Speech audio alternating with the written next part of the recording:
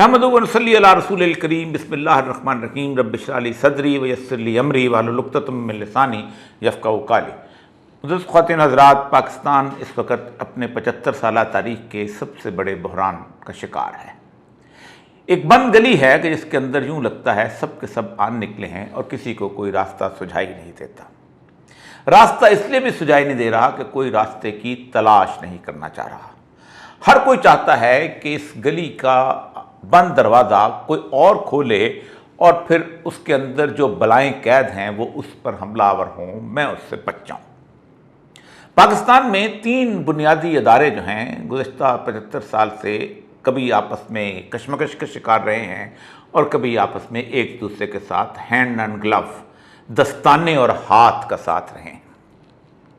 एक अदलिया है, एक एस्टैब्लिशमेंट जिसे अमूमी तौर पर वैसे तो फौज कहा जाता है, लेकिन तमाम तर जिसे कहते हैं प्रैक्टिकल सूरत हाल के अंदर अमली तौर पर सिविल ब्यूरोक्रेसी और मिलिट्री ब्यूरोक्रेसी हमेशा एक साथ रही हैं, क्योंकि इनकी तख्लीक ही 1773 के अंदर लॉर्ड कॉर्नवालिस ने ऐसे ही की थी। बल्कि होता यह था कि फ़ौज के अफसर जो थे ज़रा से सीनियर हो जाते थे तो फिर वो सिविल के अंदर जाके डिप्टी कमिश्नर लग जाया करते थे और जूनियर अफसर जो थे उनके साथ गैरिजन कमांडर हुआ करते थे और यूँ उनके चोली दामन का साथ रहता था और वो एक दूसरे को पालते पोसते और एक दूसरे की तवज्जो हासिल करते या एक दूसरे को तवज्जो देते रहते थे। सियासतदान भी इन्हीं ने बनाए थे और इन्हीं की वजह से वो सरफराज थे, इन्हीं की वजह से उनका नाम था सियासत के अंदर। लेकिन पहली दफ़ा ऐसा हुआ है कि पाकिस्तान के अंदर ये तीनों धड़े अजीब व गरीब किस्म की सूरत हाल का शिकार हो गए हैं।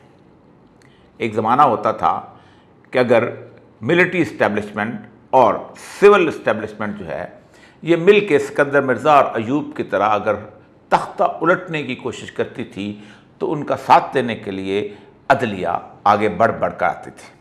ज़ियाउल हक के साथ भी ऐसा ही हुआ और उसके बाद परवेज़ मुशर्रफ के साथ भी अदलिया ने बढ़ चढ़ कर उसका साथ दिया, यहाँ तक कि उसे पाकिस्तान की इस मुक़द्दस दस्तावेज़ आइन के अंदर तरमीम करने की भी इजाज़त दे दी। सियासतदान ऐसा होते थे कि उनका एक बहुत बड़ा ग्रोह होता था कि जो इनके साथ मिलता था और इन्हीं की हुई सारी की सारी गलतियों को आइनी तरमीम के ज़रिए इनको तहफ़्फ़ुज़ दे दिया करता था। लेकिन पहली दफ़ा ऐसा है कि सियासतदान, जिनमें से सिर्फ़ एक सियासतदान को छोड़ के 13 ऐसी पार्टियां हैं कि जिनका क़िबला आपस में नहीं मिलता।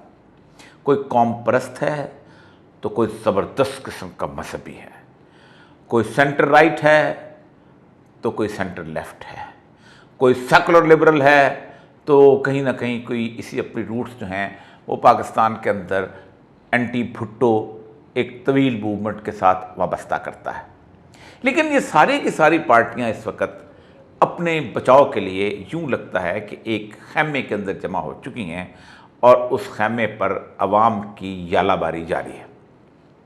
अवाम की अक्सरियत इमरान खान के साथ है और ये शायद इमरान खान का एक खौफ है कि जिसने इन तमाम पार्टियों को इकट्ठा कर दिया है। और उसके साथ साथ हुआ ये है कि एक ख़ास किस्म की कैफियत ऐसी आई है जिसके अंदर अंदाज़ा होता है कि शायद इस्टेब्लिशमेंट जो है वो भी आने वाले दिनों में इमरान खान से घबरा रही है कि शायद एक बहुत बड़ी मेजॉरिटी लेकर अगर ये शख्स आ गया तो फिर हमारे लिए भी सांस लेना मुश्किल हो जाएगा। और हम जो इतना अरसा एक राज करते रहे हैं, कभी 32 साल खुद बरसर इक़्तिदार आकर और कभी पीछे से डोरियां हिलाकर, तो फिर हमारे लिए भी आगे बढ़ना और ज़िंदगी गुजारना शायद उतना आसान न रहे। अदलिया के मामले के अंदर बहुत बड़ी कशमकश है और अदलिया को बदनाम करने के लिए वो तमाम तर क़ुव्वतें इस वक्त मसरूफ़ अमल हैं कि जो चाहती हैं कि अदलिया कम अज़ कम और कुछ नहीं तो उनकी इन अहकामात का और उनकी इन ख्वाहिशात का एहतराम करते हुए इमरान खान के लिए रास्ता पैदा न करे या कम अज़ कम आइन की वो शिकें जिन पर वो अमल दरामद नहीं चाहते, अदलिया उनके ऊपर किसी तौर पर उन पर मजबूर न करे कि उन पर अमल दरामद करें। इसका आगाज़ उस वक़्त शुरू हुआ कि जब इमरान खान ने दोनों असम्बलियाँ तोड़ दी। ये पाकिस्तान की आइन की किताब एक जिम्मेदारी लगाती है कि जब कोई सूबाई असम्बली का वज़ीर आला अपनी सवालियत के तहत असम्बलियाँ तोड़ दे तो 90 दिन के अंदर अंदर इलेक्शन होने चाहिए। लेकिन दोनों असम्बलियों में 90 दिन के इलेक्शन के अंदर गवर्नर ने रोड़े अटकाए और उसके साथ साथ इलेक्शन कमीशन ने उनका भरपूर साथ दिया।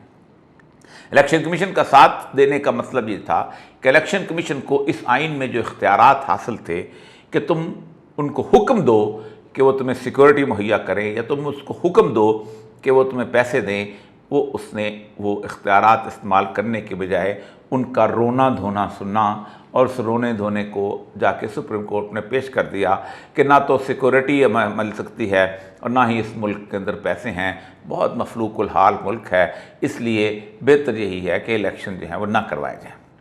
मैं इस लंबी बहस में नहीं पढ़ना चाहता, मैं उस बंद गली तक आपको लेके आ गया हूँ। अब बंद गली की सूरत हाल ये है कि सुप्रीम कोर्ट ने एक हुक्मनामा जारी किया कि 14 मई को इलेक्शन करवा दिए जाएँ। इस वक्त हालत यह है कि 14 मई को इलेक्शन नहीं मुमकिन, क्योंकि अब वो तमाम शेड्यूल सब कुछ जो था वो सुप्रीम कोर्ट के उस हुक्मनामे को उड़ाने के ऊपर सर्फ हो गया और उस शेड्यूल पर अमल नहीं हो सकता।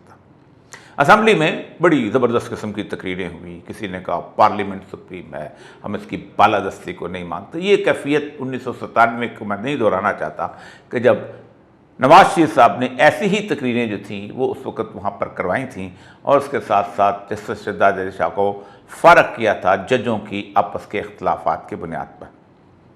ये फतह साल था नवाज शरीफ साहब का। उन्होंने 97 में जनरल जहांगीर करामत की मदद से और उसकी आशीर्वाद हासिल करने के बाद पहले सज्जाद अली शाह साहब को फ़ारग किया, फिर उसके बाद उन्होंने फ़ारूक लगारी को फ़ारग कर दिया और फिर आखिर में जिस जहांगीर करामत ने उन पर एहसान किया था उससे भी इस्तीफ़ा ले लिया और उसकी जगह परवेज़ मुशर्रफ को लगा दिया। आज भी सूरत हाल कुछ इसी तरह की है कि अवाम के सामने कंजम्पशन के लिए, अवाम की कंजम्पशन के लिए तकरीरें हो रही हैं और इन तकरीरों में धुआंधार तौर पे बातें हो रही हैं, खौफ हैं। इस दौरान सुप्रीम कोर्ट ने एक मशवरा दिया, ना हुक्म था, और उन्होंने कहा कि हम न मशवरा दे रहे हैं कि चूँकि आइन की इस शिक पर अमल दामद नहीं हो सकता 90 दिन के इलेक्शंस के लिए, इसलिए आप मिल के अगर कोई रास्ता निकालें और आप 2/3 मेजॉरिटी से इस आइन में तरमीम कर लें तो फिर हम आपको कोई ना कोई रिलैक्सेशन दे सकते हैं। आप तरमीम करें, हम अपना 14 मई का हुक्म जो है उस तरमीम की वजह से ख़त्म हो जाएगा, क्योंकि फिर आइन जो है हमें उस हुक्मनामे को वापस करने के लिए एक रास्ता दे देगा। लेकिन उसके अलावा हमारे पास कोई रास्ता नहीं है। उसके इजलास हुए और उस इजलास के अंदर एक मकाम पे इत्तफाक हुआ और एक मकाम पे नहीं हुआ।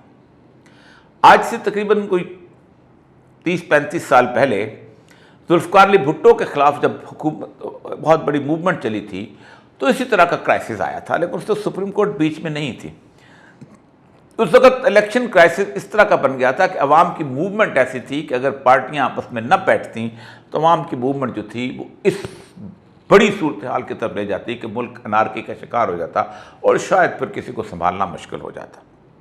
एक तरफ जुल्फ़िकार अली भुट्टो, कौसर नियाज़ी और अब्दुल हफीज़ पीरज़ादा थे, दूसरी जानब नवाबुद्दीन नसरुल्लाह, मुफ्ती महमूद और प्रोफेसर गफूर थे। इनको अंदाज़ा हो चुका था अगर हमने फ़ैसला न किया तो कोई और आ जाएगा, और अगर कोई और आ गया तो फिर ना मुझे कुछ मिलेगा ना इनको कुछ मिलेगा। लेकिन एक हॉक था, एक उकाब था, उसका नाम था असगर खान।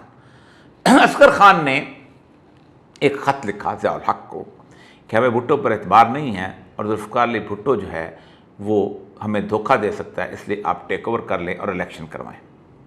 5 जुलाई को रात गए जब मीटिंग ख़त्म हुई तो कौसर नियाज़ी और प्रोफेसर अब्दुल गफूर लिखते हैं कि हम इस बात पे एग्री कर गए थे कि एग्रीमेंट क्या होना है और सुबह हमने इसका ऐलान करना था, लेकिन रात को 5 और 6 जुलाई की शब 12 बजे के करीब ज़िया उल हक ने तख्ता उल्टा और फिर वो 11 साल तक इस मुल्क पर इक़्तिदार पर मज़े लेता रहा। लेकिन अब सूरत हाल क्या है? अब सूरत हाल ये है कि ना ज़िया उल हक की वो कैफियत है कि ज़ियाउल हक़ की तरह अब कोई और ताले आसमां पाकिस्तान में आ जाए, क्योंकि पाकिस्तान में इस वक्त हालात ऐसे नहीं हैं। न ज़ियाउल हक़ के ज़माने में बलूचिस्तान की इंसर्जेंसी इस तरह की थी जो थी, उसने माम माफ़ी का ऐलान दे के ख़त्म कर दी थी, और ना तालिबान की TTP की सूरत हाल इस तरह की थी जिस तरह की यहाँ है। दोनों तरफ फ़ौज जिस तरह इस वक्त मसरूफ़ है, अगर वो पंजाब और सिंध के अंदर भी अवाम के सामने हाथ खोल लेती है तो शायद उनके लिए बहुत बड़ा मसला हो जाए और वो शायद इस किस्म का बात में हिस्सा ना लें। अब लड़ाई में एक फरीक जो है तमाशा देख रहा है और समझता है कि हमारा तमाशा देखना ही ज़रूरी है, लेकिन किसी न किसी तौर पर वो अपने खौफ का इजहार भी करता है। रह गए दो फरीक, एक पाकिस्तान की पार्लियामेंट और दूसरी अदलिया। ये आईने पाकिस्तान अदलिया को सबसे बड़ा मकाम और मर्तबा अता करता है। इसकी चार शिकें ऐसी हैं जो बताती हैं कि पाकिस्तान में अदालत के फैसले के बाद कोई और फैसला नहीं है, कोई और सुप्रीम नहीं है सिवाय पाकिस्तान के सुप्रीम कोर्ट के। इसका आर्टिकल 190 कहता है all administrative and judicial authority should act in aid of Supreme Court, कि तमाम इंतज़ामी और अदलियाती अथॉरिटी जो है वो सुप्रीम कोर्ट की मदद को आएगी, उसका हुक्म मानेगी। इसका आर्टिकल 187 ये कहता है कि सुप्रीम कोर्ट हर वो काम कर सकती है, हर वो हुक्म जारी कर सकती है जिसके लिए मुकम्मल इंसाफ, कंप्लीट जस्टिस, यानी ये कोर्ट ऑफ लॉ नहीं है, ये कोर्ट ऑफ जस्टिस है। कोर्ट ऑफ लॉ होती है जो कानून के मुताबिक अमल करती है, लेकिन अगर कानून के मुताबिक फैसला इंसाफ वाला नहीं होता तो सुप्रीम कोर्ट जो है वो 187 के तहत कोर्ट ऑफ जस्टिस बन जाती है और वो अपने तौर पे भी कानून तख्लीक करके फैसला कर सकती है।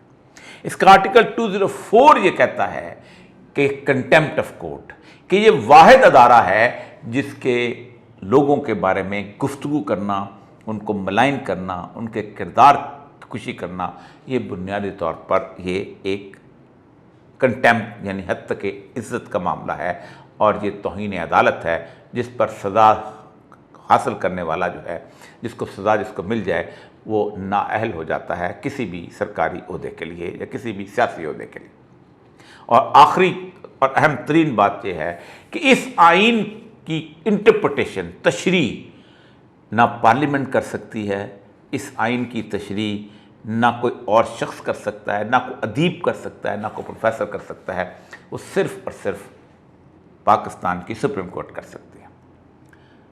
आज से चंद दिन के बाद वो वक्त आने वाला है जब 14 मई की शाम पाकिस्तान में सुप्रीम कोर्ट का एक हुक्म मानने से इनकार मुकम्मल हो जाएगा। पाकिस्तान की सियासत, इंतज़ामिया और इलेक्शन कमीशन की तरफ से एक जुर्म सरजद हो जाएगा। अब उस जुर्म सरजद होने के बाद लाजम आता है पाकिस्तान के सुप्रीम कोर्ट के कि उनको सज़ा दी जाए। ये सज़ा किसको मिलेगी, ये बहुत बड़ा सवाल है। पाकिस्तान की सियासतदानों ने, पाकिस्तान की पूरी सियासी 13 जमातों ने बहुत होशियारी के साथ इसको पार्लियामेंट के गले में डालने की कोशिश की और उससे करारदादें मंजूर करवाई गईं। लेकिन देखा यह जाएगा कि क्या इससे पहले कभी ऐसा हुआ, क्या कभी बजट इस तरह की सप्लीमेंट्री ग्रांट लेने के लिए कभी अदालत के जिससे उसने डिमांड किया, कभी पार्लियामेंट में ये लोग गए। देखा यह जाएगा कि क्या इस तरह कभी गवर्नर ने दस्तखत करने से या टाइम देने से इनकार किया इलेक्शन का। देखा यह जाएगा कि क्या इलेक्शन कमीशन ने कभी इस तरह की मीटिंग की कि मुझे पैसे दो और से इनकार हो गया।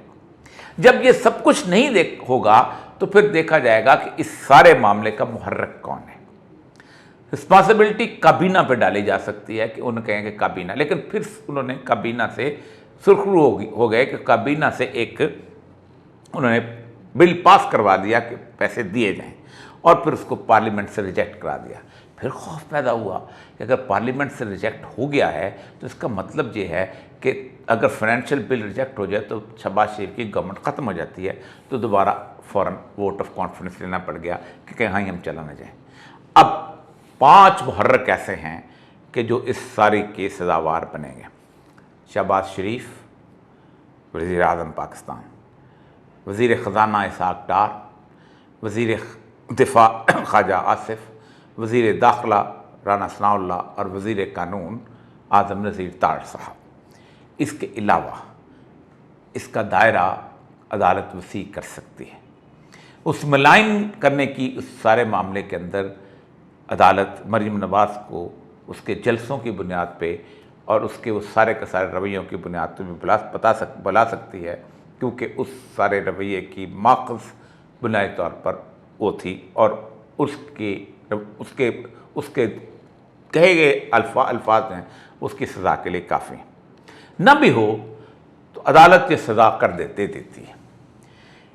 इस सज़ा से लोग सीना तान के इनकार कर देते हैं, लेकिन मैं यहाँ पर आखिर में सिर्फ एक बात कहना चाहता हूँ, ये सज़ा तलवार की तरह लटकती रहेगी। आज कल परसों इलेक्शन होंगे और जब ये सज़ा मौजूद होगी तो इस सज़ा की बुनियाद के ऊपर कोई शख्स उनके कागजात मंजूर नहीं करेगा। सुप्रीम कोर्ट की दी हुई सज़ा कोई ख़त्म नहीं कर सकता सिवाय 2/3 मेजॉरिटी के, और 13 पार्टियों में इतनी हिम्मत नहीं कि 2/3 मेजॉरिटी लाए और सुप्रीम कोर्ट की सज़ा ख़त्म करें। इसके अलावा एक और बात कि याद रखिए, हर डिक्टेटर को अदालत ने और सियासतदानों ने पनाह दी। सियासतदानों ने अमेंडमेंट की और बचत हो गई, अदलिया ने फ़ैसले किए तो बचत हो गई। एक दफ़ा अदलिया ने फ़ैसला नहीं किया था, वो था मुशर्रफ का 2009 का इक़दाम। उसकी बुनियाद पर मुशर्रफ को फांसी की सज़ा सुनाई गई थी। मुशर्रफ बेशक पाकिस्तान के परचम में दफन हुआ, लेकिन अपने मुल्क ज़िंदा वापस नहीं आ सका कि केस की तलवार चल रही थी और मुशर्रफ उस इल्ज़ाम नहीं बल्कि उस सज़ा के साथ दफन हुआ। याद रखिए, पाकिस्तान के अंदर अदलिया आइन के हिसाब से सबसे बेहतर है। बहुत मशहूर जस्टिस मार्शल का फ़िक्रा है 1803 में मरबरी वाटर मेडिसन, बहुत मशहूर केस है अमेरिका के सुप्रीम कोर्ट का। उसने कहा हम गलतियाँ कर सकते हैं, हम में से कोई परफेक्ट नहीं है, लेकिन हमारी बात माने बगैर गुजारा नहीं है, क्योंकि फिर हमारे ऊपर सिर्फ अल्लाह तबारक व तआला की ज़ात है। वाखिर दावाना अल्हम्दुलिल्लाह रब्बिल आलमीन।